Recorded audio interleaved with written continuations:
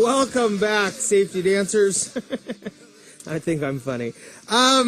Jared Fraser joins us, and a lot of people who want to buy houses or investment properties, and it seems like such a great idea, but it doesn't always really work out that way because it can actually be kind of an unsafe adventure if you don't do it right. I guess by unsafe, that would also be dangerous. Jared, first of all, welcome back. Hey, thank you. And, you're all tan too. You just back from Mexico. I am, trying to keep it as long as I can, I guess. It's going to be tough with this weather. You'll rust. Yeah. Well, Jared, you have your website, startowningrentals.com, and I mean, you're the expert in real estate investment properties. Talk a little bit about some of the dangerous parts or things that people don't do to keep, themselves and their investment safe. Well, you can start with the lease. The lease when you have a rental property is very important. It needs to be custom tailored to the property and the situation that you're renting out. And you can't really do that on your own. You need the assistance of an attorney. I wouldn't go to some of the websites and just download a general lease because it might not fit the situation or the property properly. And that could be something with pets. Do you want to have pets? Do you not want to have pets? And what language is used? Because in certain states, it might, the way a deposit is written might not be the same in Washington as it is in California and vice versa. So you have to make sure you're using a state-specific lease, state-specific language. And it's always best to seek out the advice of an attorney and use a custom lease for your property and investment. Pets. Can you just not want pets in the house? Is that okay? I mean, I know there are a lot of discrimination laws, but can you discriminate against pet owners? You can, and typically, when we're talking pets, we're talking cats, dogs, domestic pets. Usually, fish with small fish tanks don't count, but you can have a limit on a giant fish tank. You can specifically put that in there. But you can say no pets. You can limit the size, the number of pets, or just have it purely, the owner has to approve prior to you and a pet coming in. But you can definitely do that. And you can also have the consequences laid out. Is there a fine? Is it eviction? Eviction would be pretty, down the road if they weren't cooperating. But you do have options when it comes to putting pets in the house. And so that really is something that people should think about because a pet can, especially like say a puppy. Yeah. Or a ferret. Ferret might not be considered a domestic animal. So you can kind of save yourselves on that one when you limit pets. But pets aren't necessarily a bad thing. I don't want to scare people away from pets because if it's in your lease properly, it can be a great advertising because there are many people that have cats. The majority of people take care of their pets and clean up after them. It's rare situations when they're not doing that. So if you want to accept pets, you usually can have a little, maybe you charge an extra few bucks a month.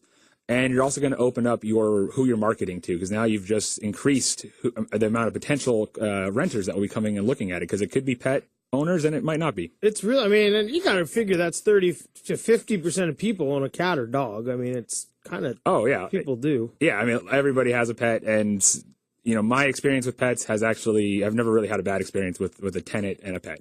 Talk a little bit, about some other specifics of the lease that outside of just pets to make sure that, you're protecting yourself because as you said, if you do the lease right and that you can actually make money and protect yourself from a puppy chewing the wall. Well, you can put in the lease, how many people can live in the house. You don't want, renting. I rented to this one person and then all of a sudden now 10 people are living in the house. That wasn't a part of the original deal. So it's always nice to have, the main person on the lease. And if they have kids or if they have a roommate, just list the number of occupants that are allowed. You don't have to get their name specifically. You can and cannot. It doesn't matter. But, this place I'm letting you for this rent is for four people, no more.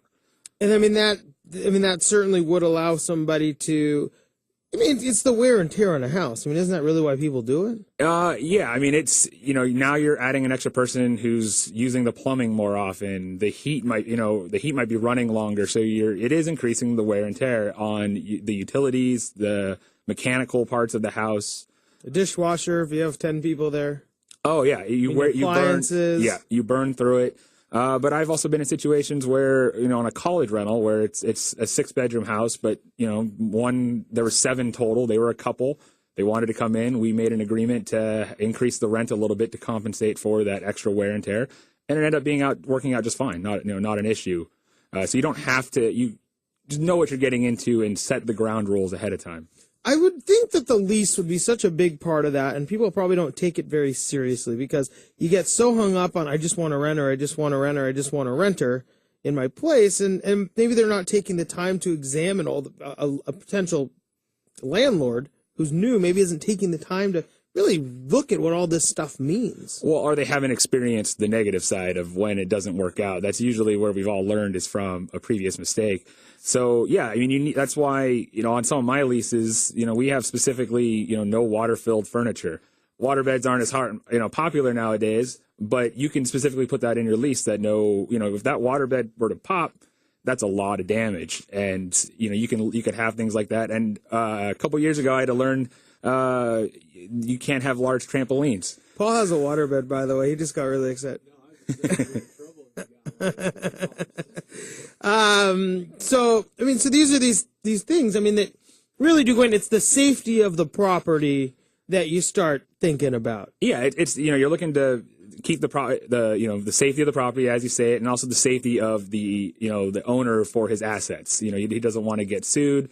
And so by establishing a good solid lease to begin with, the ground rules, you set the tone for, what's going to happen, what the rules are, just leads to a better experience for the owner and for the tenants. Now, what about, a tenant may want to make some changes, right? And that can happen.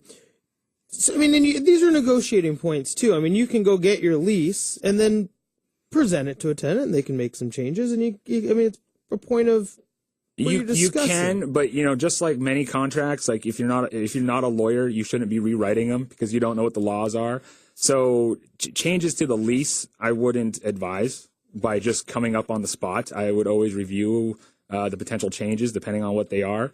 But you could have things in there, allowing to paint and things like that, where that's kind of changing the inside of the property, but non-structural. You're only changing the cosmetics. Well, if you find a tenant who likes your lease, what about just making sure you're screening them appropriately? Because that's also going to be, that's the safety of your property potentially. That's maybe the safety of the neighbors. You talked about, the safety of, if you're renting to college, especially girls, who there's a safety issue there. Talk a little bit about screening tenants and what people can do to make sure that, it's a safe person moving in. Well, there are many tenant screening websites that you can go to and services, and they all, the cheaper ones, they kind of just give you a general, the person's credit is good, fair, poor. They don't give you an actual score. A lot of times now that the landlord doesn't even get to see the actual score. It just gets a generic rating. But you can also do screening. You can call to verify that they are employed. You can also check references. So if they have a previous landlord, or if they're not listing their previous address on their application, why? Why are they not, listing that previous information? There's nothing stopping you from just driving by the previous residence. Does it look like the house is trashed and torn up? Or is it in good shape? No, they'll probably treat yours the same way. Well, Jared, we have to go to break here, but, another thing I think that I want to hit on maybe next time you're on, because we're excited to have you back, is just the discrimination laws, because as much as you get to screen a tenant, there's so many things you can't do. Yeah, I can't quote them all, but yeah, you can't, based on race, sex, I guess those are the two main ones. Age, there's... As long as they're over 18. You can, if they're 18, yeah, that's obviously, you have to be legal. You have to be able to enter into a legal contract, so you have to be 18 to do that. But yeah, you do need to know what the discrimination laws are, and you don't want to put yourself in a situation where you might be, you don't want to be discriminating against anybody ever. Yeah. And you shouldn't. Absolutely. Yeah. Ever. Not just when you're renting your house. Deep thoughts.